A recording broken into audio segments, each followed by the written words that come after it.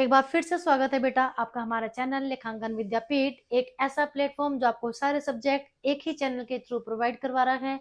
Your success is our motto and as you know I am Ritu Sharma having 18 plus years of experience in my teaching field.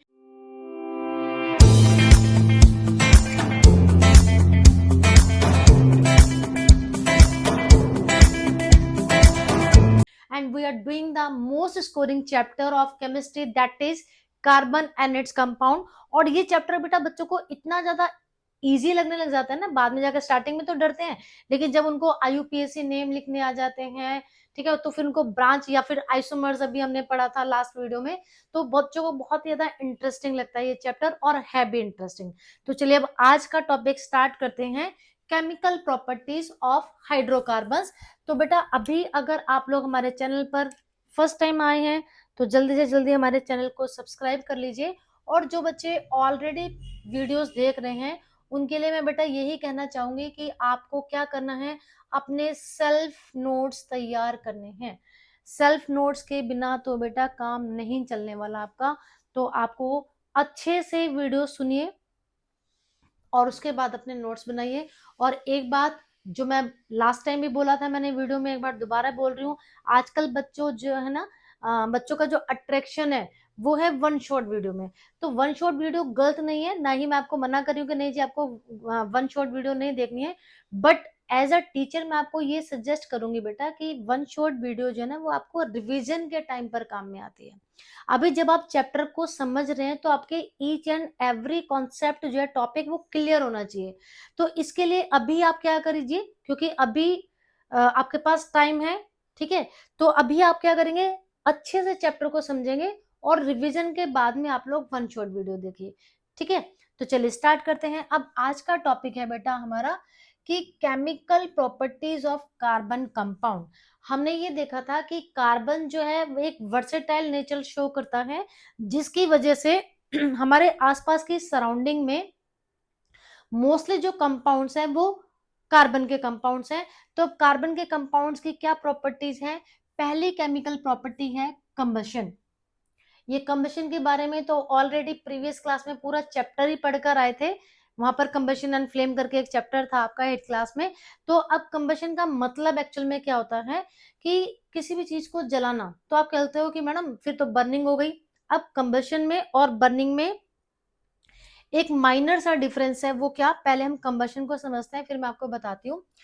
Carbon and its compounds burn readily in oxygen releasing a large amount of heat and light. Actual में this is combustion. मतलब कि जब हम किसी भी carbon के compound को जलाते हैं, ऑब्वियसली बात है बर्न कर रहे हैं तो ऑक्सीजन में ही जलेगा, लेकिन उसके अंदर से बहुत ज्यादा अमाउंट में हीट एंड अगर लाइट प्रोड्यूस हो रही है, लाइट बहुत ज्यादा नहीं होती, हीट बहुत ज्यादा अमाउंट में रिलीज होती है, तब इस प्रोसेस का नाम है कंबशन। ये इसके लिए नेसेसरी, मतलब कि हम तभी बोल सकते हैं। जबकि बर्निंग में अगर हीट एंड लाइट नहीं भी प्रोड्यूस हो रही, जनरली तो होती है, नहीं भी हो रही, लेकिन हम लोग उसको कंबशन का नाम नहीं दे सकते। क्लियर? चलिए अब आगे देखते हैं। This is an oxidation reaction. अब क्योंकि ऑब्वियसली बात है बेटा ऑक्सीजन के साथ रिएक्शन होगी, तो वहां पर क्या हो जाएगा, ऑक्सीजन एड ऑन हो जाएगी, that's why this reaction is an example of oxidation reaction. तो कंबशन समझ में आ गया। चलिए रिएक्शंस, कार्बन, क्योंकि कार्बन का सिंबल है सी, मैंने आपको बताया था कार्बन जो है वो एलिमेंटल फॉर्म में भी प्रेजेंट होता है हमारे यहाँ पर। तो ये जो हमारा कार्बन है, जब ये बर्न होगा ऑक्सीजन के साथ तो ये क्या प्रोवाइड करेगा, CO2। Methane and ethanol also react with oxygen to produce carbon dioxide, water, heat and light. तो जो कार्बन अकेला है वो तो ऑक्सीजन के साथ बर्न करने पर कार्बन डाइऑक्साइड प्रोड्यूस कर ही रहा है, इसके अलावा और क्या स्पेशलिटी है इन कार्बन कंपाउंड्स की, कि जब कभी भी कार्बन कंपाउंड का कंबशन होता है तो वो अपने अंदर से कार्बन डाइऑक्साइड पक्का रिलीज करेंगे ही करेंगे, और हीट एंड लाइट अभी हमने पढ़ लिया, ठीक है। तो ये उसकी क्या है, ये एविडेंस है जो हमें ये जानने में मदद करते हैं कि हाँ भाई जिस चीज का कंबशन हो रहा है वो हाइड्रोकार्बन ही है। क्लियर? अब फ्लेम टाइप, हमने पढ़ा था कि जो कार्बन के कंपाउंड्स हैं वो दो तरीके के होते हैं, या तो सैचुरेटेड या फिर अनसैचुरेटेड। अब वहां पर हमने उनके स्ट्रक्चर के अकॉर्डिंग पढ़ा था कि अगर डबल बॉन्ड या ट्रिपल बॉन्ड बना रहा है कार्बन, तो वहां पर क्या आएगा हमारे, वो अनसैचुरेटेड है। जबकि अगर सिंगल बॉन्ड प्रेजेंट था तो वो थे हमारे सैचुरेटेड हाइड्रोकार्बन। अब हम उनकी फ्लेम के अकॉर्डिंग सैचुरेटेड और अनसैचुरेटेड हाइड्रोकार्बन को डिस्टिंग्विश करेंगे, क्योंकि ऑब्वियस सी बात है बेटा, हम लोग बर्निंग का प्रोसेस यहाँ पर पढ़ रहे हैं, बंद करके देख रहे हैं। तो saturated hydrocarbons usually give a clean blue flame. ये चीज तो बेटा लर्न कर लेना। जितने भी सैचुरेटेड हाइड्रोकार्बन्स हैं, अगर हम उनका कंबशन करते हैं तो वहां पर जो फ्लेम रिलीज होती है ना, वो क्लीन ब्लू होती है, मतलब कि नो स्मोक एट ऑल, और ब्लू कलर की फ्लेम होगी। इसका एग्जाम्पल है आपके घर में जो एलपीजी गैस स्टोव है ना, तो वहां पर क्योंकि उस सिलेंडर के अंदर ब्यूटेन गैस भरी हुई है, और ब्यूटेन क्या है, सैचुरेटेड हाइड्रोकार्बन है, तो इसलिए वहां पर ब्लू कलर की फ्लेम आती है। देखा है ना, सब बच्चों के घर में है। चलिए, ड्यू टू कंप्लीट कंबशन, अब यहाँ पर स्मोक ना जनरेट होने का रीजन है ये कि जितने भी सैचुरेटेड हाइड्रोकार्बन्स हैं, जब इनको जलाया जाता है तो इनका कंबशन फुल कंप्लीटली कंबशन होता है। अब अगर कोई चीज इनकम्प्लीट होगी तो ऑब्वियस सी बात है कि वहां पर कुछ तो एज अ रेजिड्यू बचेगा ना बेटा, तो यहाँ पर क्योंकि कंप्लीट कंबशन हो रहा है। जबकि अनसैचुरेटेड कंपाउंड, जहां पर डबल या ट्रिपल बॉन्ड प्रेजेंट है, tend to give a yellow sooty flame with black smoke. So this is the basic difference between saturated and unsaturated on the basis of the combustion process. तो मैंने आपको starting में बताया था कि 3 number का question आता है सैचुरेटेड और अनसैचुरेटेड में डिफरेंशिएट करने के लिए। तो यहाँ पर आपको दोनों ही पॉइंट्स अपने पास मेंशन कर सकते हैं, उसकी स्ट्रक्चर के अकॉर्डिंग भी कि उनमें क्या डिफरेंस था, और कंबशन के प्रोसेस पे वो क्या रिजल्ट दे रहे हैं। ब्लू कलर की क्लीन फ्लेम तो सैचुरेटेड, साथ साथ में किस तरीके का कंबशन, कंप्लीट। और अगर अनसैचुरेटेड हाइड्रोकार्बन है तो इनकम्प्लीट वो करते हैं कंबशन। इनकम्प्लीट कंबशन की वजह से वहां पर एक येलो सूटी फ्लेम, येलो सूटी फ्लेम का मतलब है कि जो येलो कलर की फ्लेम है उसके चारों तरफ ब्लैक ब्लैक कलर की आपको एक बाउंड्री सी नजर आती है, उसमें से जो स्मोक जनरेट हो रहा है वो भी ब्लैक कलर का। तो इसका बहुत ही सिंपल एंड इजी एग्जांपल आप लोग अपने घर में जो देख सकते हैं बेटा, कैंडल की फ्लेम। ठीक है, चलिए। अब इनकम्प्लीट कंबशन क्या होता है? Limiting the air supply leads to incomplete combustion, causing even saturated hydrocarbons to burn with the sooty flame. Generally तो क्या होता है कि ये अनसेचुरेटेड हाइड्रोकार्बन्स की स्पेशलिटी है कि येलो सूटी फ्लेम प्रोवाइड करना। बट अगर है तो मेरे पास सैचुरेटेड हाइड्रोकार्बन, लेकिन उसको जब मैं कंबशन सॉरी कंबशन का जब मैं प्रोसेस करूँ ना बेटा, मतलब मैं उसको जब जला रही हूँ, तो वहां पर अगर सफिशिएंट अमाउंट में एयर की सप्लाई नहीं है, एयर की सप्लाई लिमिटेड हो गई है, तो सैचुरेटेड होते हुए भी वहां पर कौन सी फ्लेम प्रेजेंट हो जाएगी, येलो सूटी फ्लेम। अब कहोगे जी मैडम अभी तो आपने बताया था कि जी भाई सैचुरेटेड ब्लू कलर की फ्लेम दे रहे हैं, एलपीजी का आपने एग्जांपल दिया था। अब इसका एग्जांपल हम क्या ले, तो इसका एग्जांपल अगेन आपका एलपीजी गैस स्टोव। समटाइम्स आप लोगों ने नोटिस किया होगा, अगर आपकी मम्मा मान लो जी बैंगन का भरता बनाना है उन्होंने, ठीक है, या कोई भी चीज को रोस्ट कर रही है डायरेक्टली बर्नर के ऊपर रखकर, तो क्या होता है, स्पेशली बैंगन वाले केस में तो बहुत इजी है देखना आपको, तो उसके अंदर से जो कुछ लिक्विड निकलता है ना बेटा, उसकी वजह से हमारा जो बर्नर है उसके कुछ होल्स जो है वो बंद हो जाते हैं। सबने नोटिस कर रखा नहीं?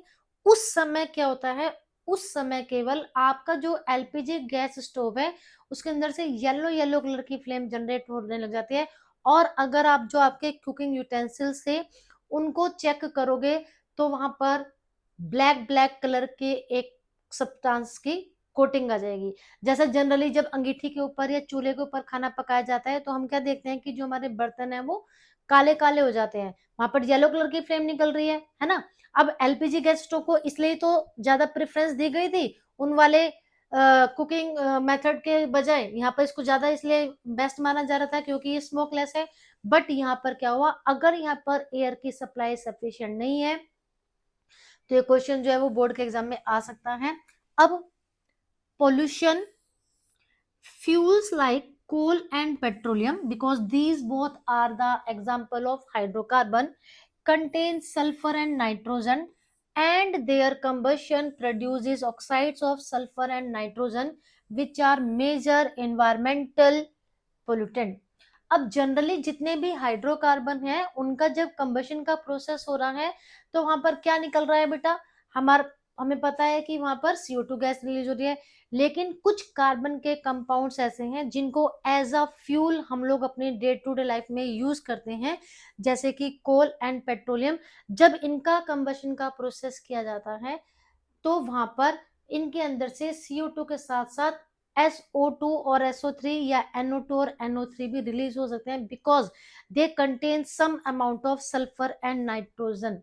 क्योंकि उनके अंदर सल्फर और नाइट्रोजन प्रेजेंट है, तो जब उनका कंबशन का प्रोसेस होगा तो सल्फर और नाइट्रोजन के जो ऑक्साइड्स हैं वो रिलीज हो जाते हैं, और ये जो दोनों हैं ये जब हमारे एयर के अंदर मिक्स हो जाएंगे तो ये क्या करते हैं, हमारी एयर को पोल्यूट कर देते हैं बेटा। और अगर SO2 या NO2 जिस एयर में हम लोग ज्यादा टाइम तक ऐसी एयर में रह रहे हैं तो हम लोगों को रेस्पिरेटरी ट्रैक से रिलेटेड प्रॉब्लम जो है वो हो जाती हैं। अब है chemical properties of carbon compound की second chemical property, this is oxidation. Carbon compounds can be oxidised, अभी ऊपर हमने पढ़ा ही था। A key reaction is the conversion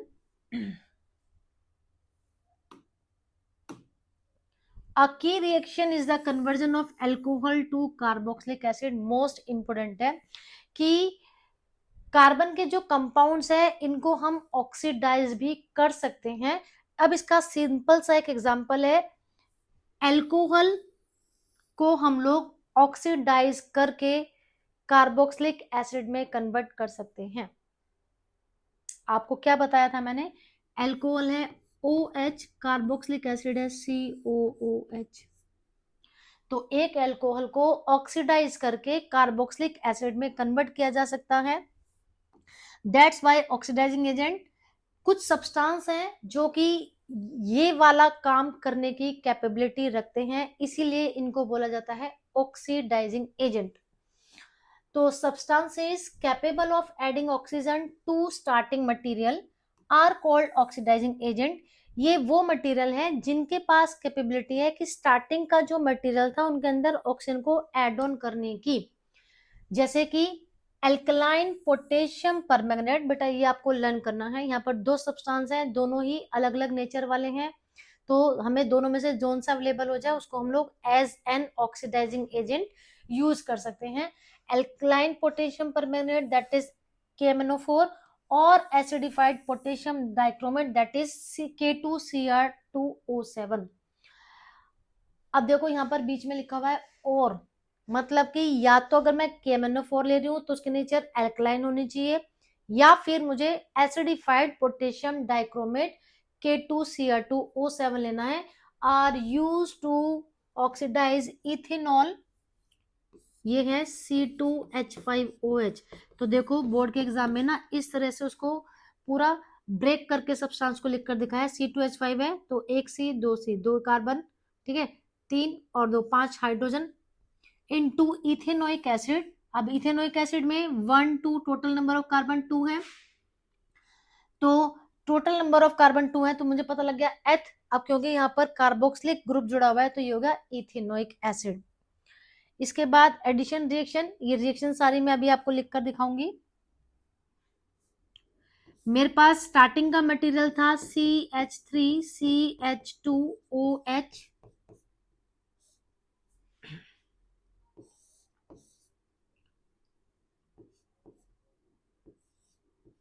plus O2।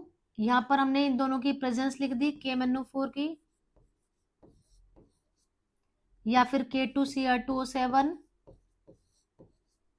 क्या बन जाएगा CH3COOH। क्लियर है जी।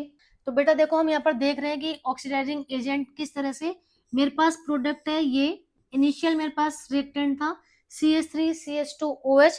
अब यहाँ पर देखो हमें ना प्लस O2 नहीं लिखना होता यहाँ पर, क्योंकि ये जो दोनों सब्सटेंस है और लिखना है यहाँ पर, या तो मुझे ऊपर वाला लेना है या नीचे वाला लेना है, इसके पास कैपेबिलिटी है कि ये इनिशियली ऑक्सीजन को इसके अंदर एड ऑन कर देंगे। Next chemical property addition reaction, this is a characteristic reaction of unsaturated hydrocarbon. जो अनसैचुरेटेड हाइड्रोकार्बन होते हैं जनरली एडिशन रिएक्शन यही शो करते हैं। अब चलिए देखते हैं कैसे कि क्या होता है इस प्रोसेस में। unsaturated hydrocarbons add hydrogen in the presence of a catalyst। अब ऊपर थे ऑक्सीडाइजिंग एजेंट, अब एक न्यू वर्ड आ गया कैटलिस्ट। कैटलिस्ट मैंने लास्ट टाइम भी आपको बताया था जब हम लोग चैप्टर 1 पढ़ रहे थे कि कुछ केमिकल सब्सटेंसेस होते हैं केमिस्ट्री के अंदर जिनकी प्रेजेंस में कोई केमिकल रिएक्शन होनी स्टार्ट हो जाती है। These are the regulators. ठीक है, रेगुलेटर भी बोल सकते हैं कि मतलब कि केमिकल रिएक्शन की स्पीड को कम या ज्यादा करना, या अगर कोई केमिकल रिएक्शन नहीं हो रही है तो इनकी प्रेजेंस में ही वो केमिकल रिएक्शन होने स्टार्ट हो जाएगी। तो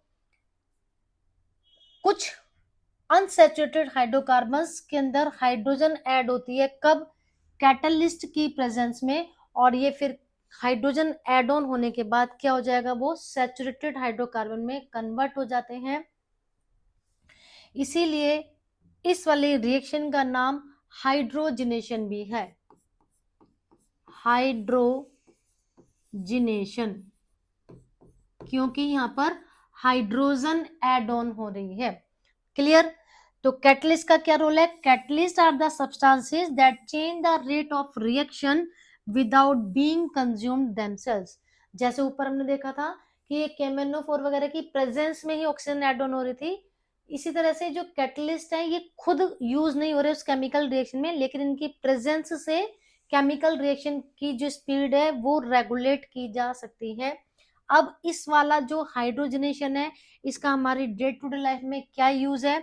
this reaction is commonly use in the hydrogenation, I have already told you, of vegetable oils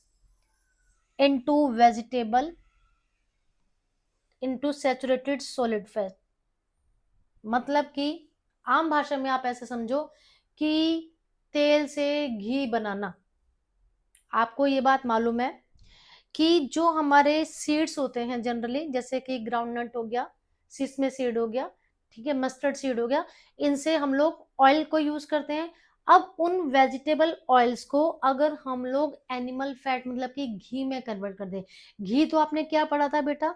हम लोगों ने तो ये पढ़ रखा है कि प्रीवियस क्लासेस से कि जो घी है वो तो एक एनिमल प्रोडक्ट है ना, यही पढ़ा था आपने। अब यहाँ पर क्या हो रहा है, क्योंकि हम लोग आर्टिफिशियल मेथड से यूज करते हैं इसलिए इसको देसी घी या प्योर घी नहीं बोलते, इसको हम लोग आम भाषा में डालडा घी बोलते हैं। तो ये क्या है? वेजिटेबल ऑयल से बनाया जाता है, वेजिटेबल ऑयल से बनाया जा रहा है। Healthy cooking oils should generally be unsaturated, लेकिन हमारी हेल्थ के लिए कौन ज्यादा बेस्ट होगा? जो अनसैचुरेटेड फॉर्म में ही है, मीन्स ऑयल जो है। क्लियर? तो अब यहाँ पर क्वेश्चन आ सकता है आपको, what do mean by hydrogenation? तो हाइड्रोजनेशन में क्या हो रहा है, ये एक ऐसा प्रोसेस या एक ऐसी रिएक्शन है जिसमें वेजिटेबल ऑयल, अब जनरली वेजिटेबल ऑयल में है क्या, vegetable oil contain long unsaturated chain, इनको सैचुरेटेड में जिनकी चेन जो है वो थोड़ी छोटी हो जाएगी उसमें कन्वर्ट कर दिया जाता है। अब लास्ट रिएक्शन है हमारी substitution reaction. This reaction is typical for the unreactive saturated hydrocarbon, means अब यहाँ पर क्या होगा, पहले समझ लेते हैं कि इसमें प्रोसेसिंग क्या हो रही है। A number of atoms or groups usually replace the hydrogen atom in the alkane। Substitution में मतलब कि इसकी जगह कोई दूसरा आ गया, तो जो एल्केन है उनमें से एक H को रिमूव करके कोई एक न्यू एटम या number of group of atom जो है वो जुड़ जाता है। This process is known as substitution reaction. Example, when chlorine is added to methane, already हम लोगों ने देखो बेटा पढ़ा था, जो रिएक्शन दिखा रखे हैं यहाँ पर, क्लोरीन मीथेन के साथ क्लोरीन की रिएक्शन करवाई गई सनलाइट की प्रेजेंस में, तो क्या बन गया, CH3Cl plus HCl, methyl chloride is form. Clear? और ये क्या करती रहती है, ये रिएक्शन लगातार चलती रहती है और एंड प्रोडक्ट यहाँ पर बन जाता है CCl4, क्योंकि एक एक करके पहले थे 4 हाइड्रोजन, एक हाइड्रोजन निकल गया, बचा CH3, CH3Cl बन गया। फिर एक और हाइड्रोजन निकल गया, CH2, Cl2 बन गया। फिर CHCl3 बन गया। फिर इसके बाद CCl4 बन गया। तो ये वाली जो रिएक्शन है इंपॉर्टेंट है, ठीक है जी। तो अब हमें क्या करना है, आज की वीडियो में हम लोग इतना ही करते हैं, क्योंकि जो जो नेक्स्ट टॉपिक है ना हमारा, वो नेक्स्ट टॉपिक है हाँ सम कार्बन कंपाउंड्स। तो वो तो बिल्कुल ही एक डिफरेंट टॉपिक है बेटा। तो इस चैप्टर की आज हम सिर्फ इतना ही करेंगे। आई होप आपको ये समझ में आ गया है। केमिकल प्रॉपर्टीज बहुत अच्छे से प्रिपेयर कर लेना। कोई डाउट है तो कमेंट सेक्शन में लिख देना।